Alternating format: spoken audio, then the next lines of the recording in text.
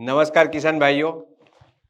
हमने बहुत सारे अलग अलग सब्जेक्ट मैटर पे वीडियो बना के आपके सामने प्रस्तुत किया है और उसमें एक जो हमने अभी न्यूट्रिएंट सीरीज चलाई है जिसमें आपने अलग अलग न्यूट्रिएंट के वीडियो देखे होंगे, जैसे कि नाइट्रोजन का, कैल्शियम का, जिंक का, फॉस्फोरस का। वैसे एक बहुत ही इम्पोर्टेंट न्यूट्रिएंट है, बहुत ही छोटा न्यूट्रिएंट है, लेकिन वो बहुत ही कॉम्प्लेक्स है। पौधे को बहुत कम चाहिए, बहुत कम मतलब 30 ppm से भी बहुत कम चाहिए। मिक्स माइक्रोन्यूट्रन आप जो खरीदते हो उसमें भी होता है, आप अलग स्प्रे करते हो उसमें भी होता है, लेकिन उसकी जटिलता ऐसी है कि आपने इसके साथ डाला तो अवेलेबल नहीं होगा, तापमान बढ़ गया तो अवेलेबल नहीं होगा, पीएच बदल गया तो अवेलेबल नहीं होगा। तो उसकी कॉम्प्लेक्सिटी, जटिलता टेम्परेचर के साथ भी है, पीएच के साथ भी है और अपने दोस्त जो अदर न्यूट्रिएंट है उसके साथ भी है। तो उसको समझना बहुत मुश्किल होता है।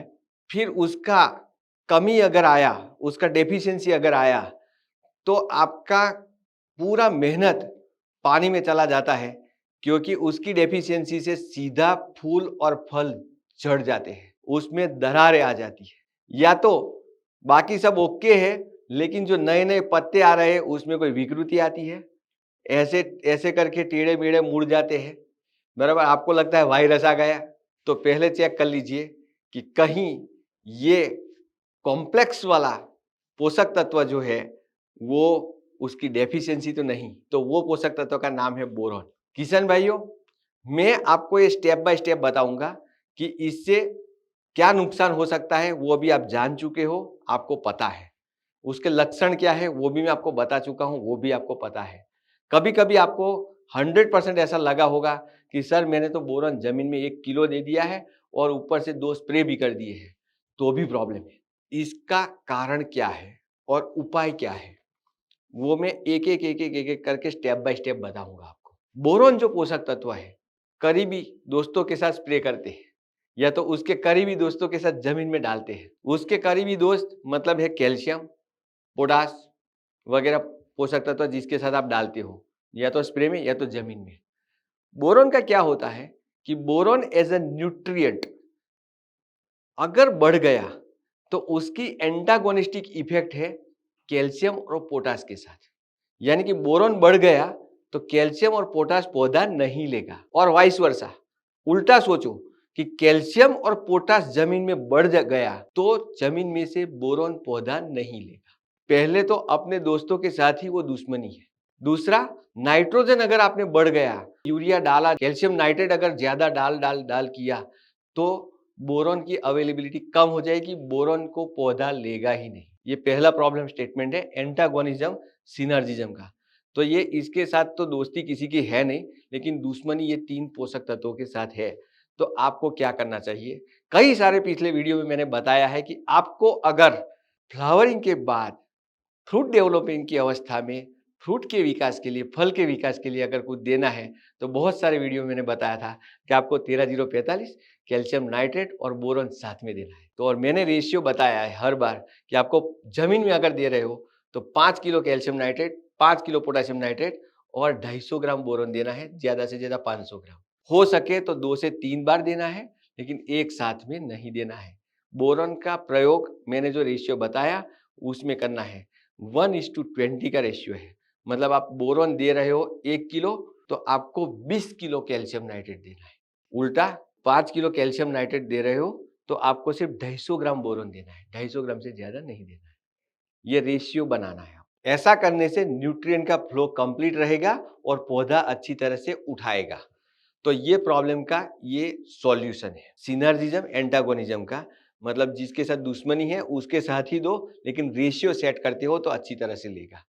दूसरा, नाइट्रोजन, बहुत ही पौधे की बढ़वार हो रही है, पौधा हरा भरा है, तो नाइट्रोजन के साथ मत दो, या तो नाइट्रोजन का ब्रेक लगाओ 1 हफ्ते 10 दिन के लिए, बाद में उसको दो। क्योंकि अगर नाइट्रोजन ज्यादा है पौधे के अंदर या तो जमीन के अंदर, तो पौधा बोरॉन नहीं लेगा। तो ये एक बात हुई। दूसरी बात कि इसका अवेलेबिलिटी बढ़ाने के लिए ऐसी सिचुएशन में जब आपको कैल्शियम भी देना है, पोटास भी देना है, बोरॉन भी देना है, नाइट्रोजन भी देना है, ऐसी अगर सिचुएशन आन पड़े तो आपको ये तीनों के साथ में नहीं देना है, इसको आपको देना है किसके साथ? ऑर्गेनिक मैटर के साथ देना है। ऑर्गेनिक मैटर मतलब कि आपको जैसे भूमि का वाटर सॉल्यूबल है उसके साथ दे सकते हो, फास्टर है उसके साथ दे सकते हो, ह्यूमिक एसिड के साथ दे सकते हो। ऐसी चीजें जो ऑर्गेनिक बायोस्टिम्युलेंट है, जिसका पीएच मान थोड़ा सा ज्यादा होता है, 7.5 के आसपास होता है, उसके साथ भी दे सकते हो। मतलब कि ऑर्गेनिक मोलेक्यूल इसको जकड़ के रखेगा, इसको भागने नहीं देगा, प्लस उसके साथ जो अदर लोगों के साथ रिएक्शन होता है न्यूट्रिएंट के साथ, वो न्यूट्रिएंट को टालेगा, तो आपको अवेलेबिलिटी अच्छी हो जाएगी। तो एक प्रॉब्लम था, उसके सामने एक जवाब मैंने दिया। अभी एक दूसरा प्रॉब्लम है इसके साथ। दूसरा प्रॉब्लम क्या है कि तापमान का बोरॉन पे बहुत ज्यादा असर होता है। कैसे असर होता है कि जैसे जैसे 0 डिग्री से टेम्परेचर बढ़ने लगता है धीरे धीरे धीरे धीरे धीरे धीरे करके, तो 16 डिग्री आता है, तब तक बोरॉन की लभ्यता बहुत कम होती है। भले आपने जमीन में भर भर के बोरॉन डाला है, पौधा उसको लेगा ही नहीं, बोरॉन अवेलेबल होगा ही नहीं। लेकिन जैसे ही 16 डिग्री पार करता है, तो 16 डिग्री से धीरे धीरे धीरे टेम्परेचर बढ़ता है, तो बोरॉन बहुत अच्छी मात्रा में अवेलेबल होता है। मतलब पौधा अच्छी तरह से उसको उठाता है, ज्यादा मात्रा में उठाता है, जितना है उतना उठा लेता है। फिर धीरे धीरे धीरे धीरे करके टेम्परेचर बढ़ के 24 डिग्री पे पहुंचा, तो बोरॉन का अवेलेबिलिटी स्टेबल हो जाता है। वहां से ज्यादा नहीं लेगा, कम भी नहीं लेगा, लेकिन एक स्टेबल मात्रा में लेगा। और वो कहां तक चलता है? 35 डिग्री तक। 35 डिग्री पे जब आप आते हो, तब तक बोरॉन अवेलेबल रहता है। मानो कि आपका 16 डिग्री टेम्परेचर से लेके 35-36 डिग्री तक कोई प्रॉब्लम नहीं है, लेकिन 16 डिग्री से कम टेम्परेचर हुआ तो प्रॉब्लम है, और 35 डिग्री से ज्यादा हुआ, 36 डिग्री से ज्यादा हुआ तो भी प्रॉब्लम है। वहां पे पौधा बोरॉन लेगा ही नहीं, या तो बोरॉन पौधे में जाएगा ही नहीं। अभी आप मानो कि अभी आपको इससे क्या लेना देना, बराबर? क्योंकि लेना देना है, आपने कितना भी बोरॉन जमीन में डाला है, पौधा नहीं लेगा, बराबर। और ऐसी सिचुएशन कब आती है? तो अभी आएगी, होली के आसपास में, मतलब मार्च और अप्रैल महीने में ये संभावना होती है। दोपहर का टेम्परेचर 35 डिग्री क्रॉस हो जाता है, और उस टेम्परेचर बढ़ने से लगभग लगभग 3-4 बजे तक तो 40-40 डिग्री टेम्परेचर हो जाता है। अभी पूर्णतया समर की सीजन आई नहीं है, अभी तो विंटर गया है। तो रात को क्या होता है, ठंडी हवाएं चलती है, तो टेम्परेचर धीरे धीरे धीरे रात के 12 बजे तक, सुबह में 4 बजे तक 16 डिग्री से नीचे आ जाता है। तो यहाँ पे पूरे 24 घंटे में आपको दोपहर के 4-5 घंटे और रात के 4-5 घंटे ये न्यूट्रिएंट मिलता ही नहीं, क्योंकि टेम्परेचर 16 से कम और यहाँ 35 से ज्यादा रहता है। उस समय पे आप क्या करेंगे?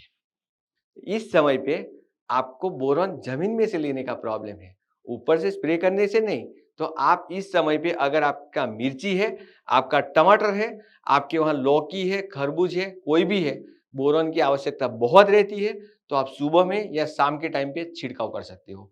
मोस्ट प्रोबेबली अच्छा ऐसा रहेगा कि आप सुबह के टाइम पे, यानी कि सुबह में 7 बजे से शुरू कर दो, 11 बजे तक आप स्प्रे कर सकते हो। 12 बजे के बाद स्प्रे मत करो, थोड़ा सा जलन आने की संभावना है, बोरॉन की वजह से नहीं, गर्मी की वजह से।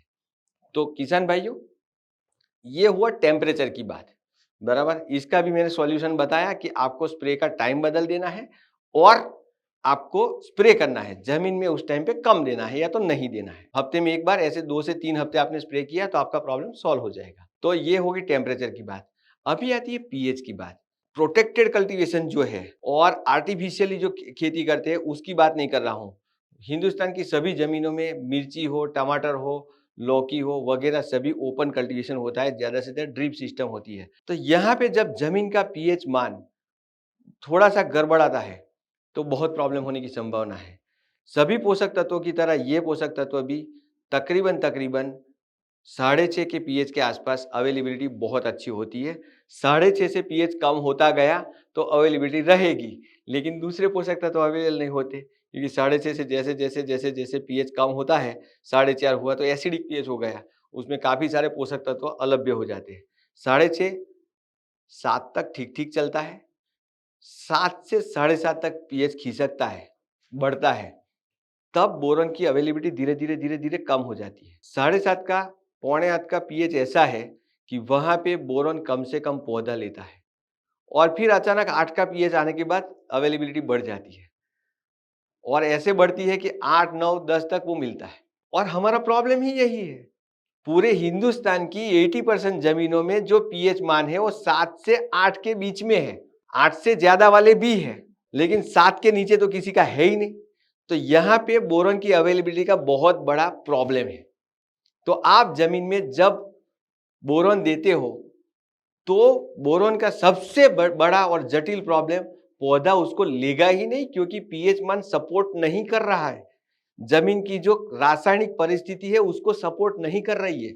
इसलिए आपको जब बोरॉन देना हो तो आपको स्लाइटली एसिडिक फर्टिलाइजर के साथ देना चाहिए, और वो न्यूट्रिएंट के साथ रिएक्शन नहीं करना चाहिए। इसीलिए अगेन कैल्शियम नाइट्रेट के साथ बोरॉन डाला जाता है।